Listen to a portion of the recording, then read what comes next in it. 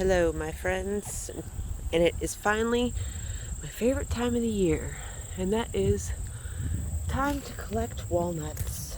The wind has been steady knocking them out of the trees into my garden, and since I live on a hill, and this walnut tree is on a hill, they just fall right into my garden. So this is what they look like when they fall out of the tree. Sometimes they're black or black spotted.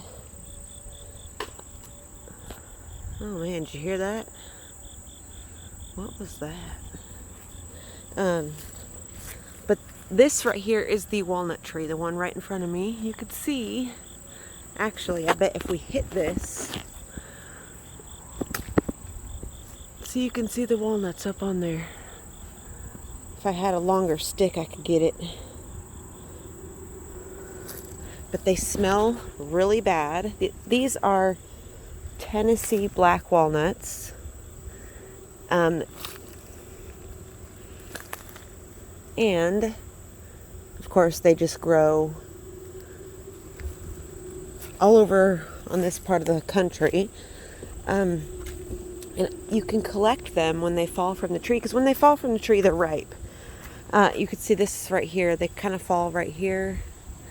And other spots, see if we can get any on camera falling from the tree. You can hear how loud it is. But this is the tree where I gather fallen sticks from it to make wooden spoons and other things. Black walnut is actually a very powerful tree. They have a what they do is they basically enhance the power of whoever is in control of it. With the walnuts, see, some of them are like this. But what you want to do, instead of sitting there trying to get the skins off, because that's really, really hard. They're very tough. They'll stain your hands and they stink. What I do, and what a lot of other people do, is they just gather them and they let the skins rot. You don't want them to rot too much. Like, I don't like mine to be all, because they will get like liquidy and gross, and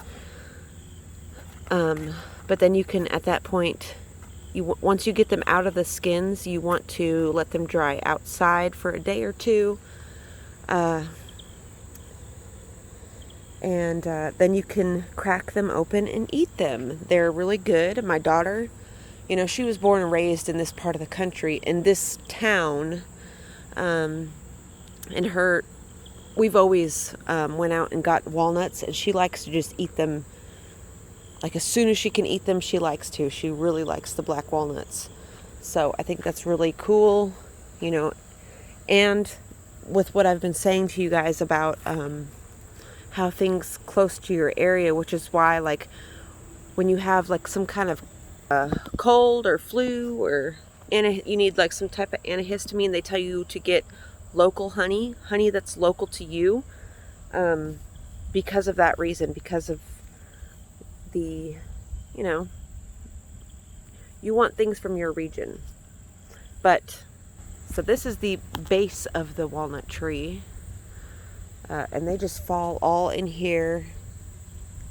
That wind actually knocked a bunch of them out. Let's see if we can find any up in here. But see, look, there's tons from years past, and here's one kind of small. Oh, here's a bunch right here.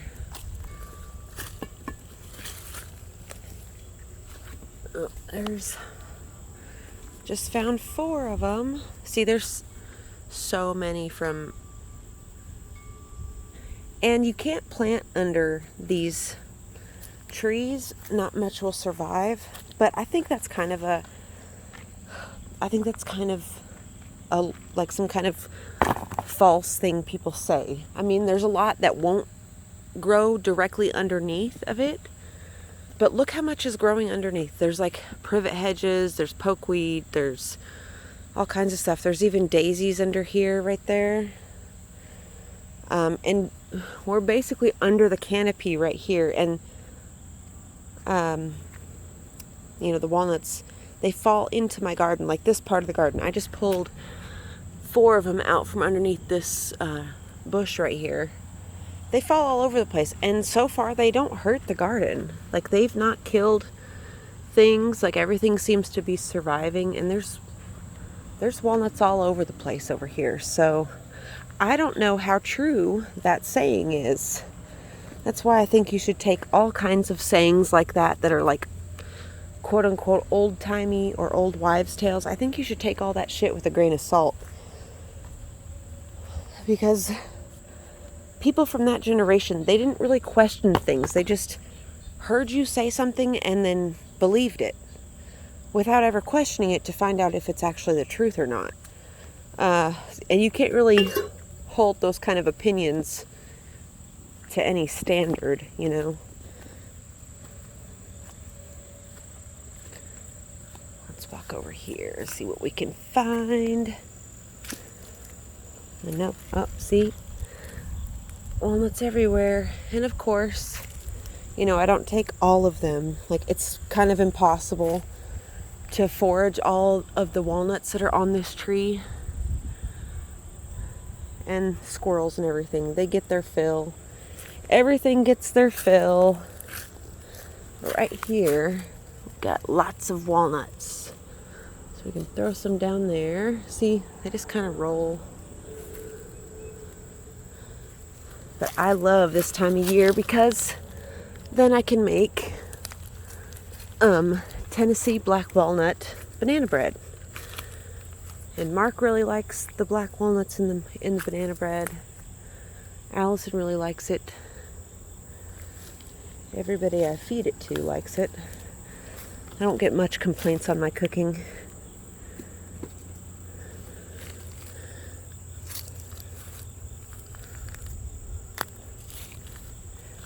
Oh, I can feel a bunch of walnuts under my feet. A bunch of small ones. Those probably won't be any good. Here we go. Gotta be careful of hitting plants.